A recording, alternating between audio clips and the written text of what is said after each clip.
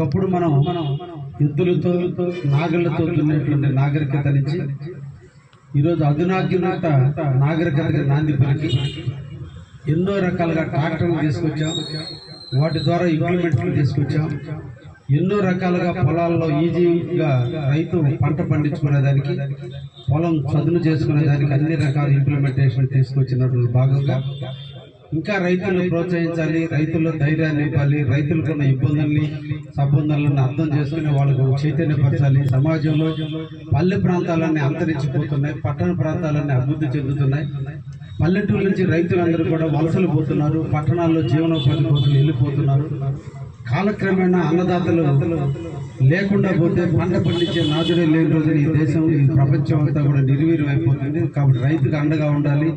రైతుకు అన్ని విధాల ప్రోత్సాహం ఇచ్చినప్పుడే ఆ రైతు పంట పండించేదానికి అవకాశం ఉంటుందని ఆలోచనతో ప్రభుత్వాలు తీసుకున్న భాగంగా మన రాష్ట్రంలో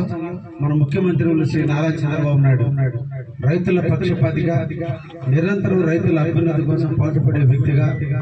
ఒక పక్క నీటి యాజమాన్యాన్ని పెంచుతూ, గ్రౌండ్ వాటర్ లెవెల్ని పెంచుతూ, అదేవిధంగా రైతులు పంటలు పండించే విధానంలో కొత్త కొత్త వరి వంగడాలని, కొత్తగా అపరాలకు సంబంధించినటువంటి కొత్త రకాలను తీసుకొచ్చి ఈ ప్రకృతికి ఎటువంటి ఇబ్బంది వచ్చినా కూడా ఎదుర్కొనేటువంటి వంగడాలను తయారు చేస్తూ ఈరోజు కొత్త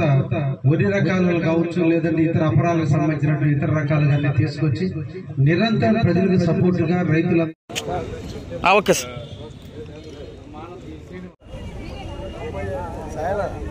ఓకే సార్ సరే చూడండి నా సైడ్ అన్న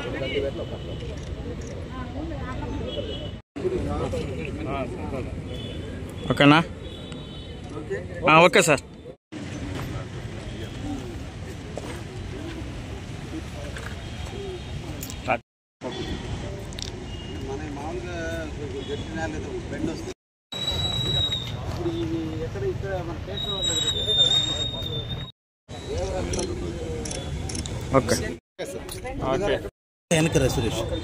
శాఖల అధికారులతో కలిసి గ్రామ సభలు ఏర్పాటు చేసి రైతులకు సూచనలు సలహా ఇవ్వడం జరుగుతూ ఉంది. అదేవిధంగా మరి ఈ సంవత్సరము ప్రతి రైతు కూడా వాళ్ళ యూనిక్ ఐడిని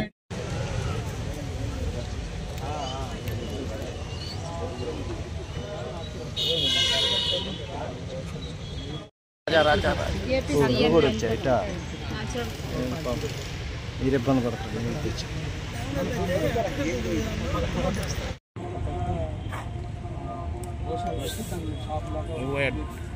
నేను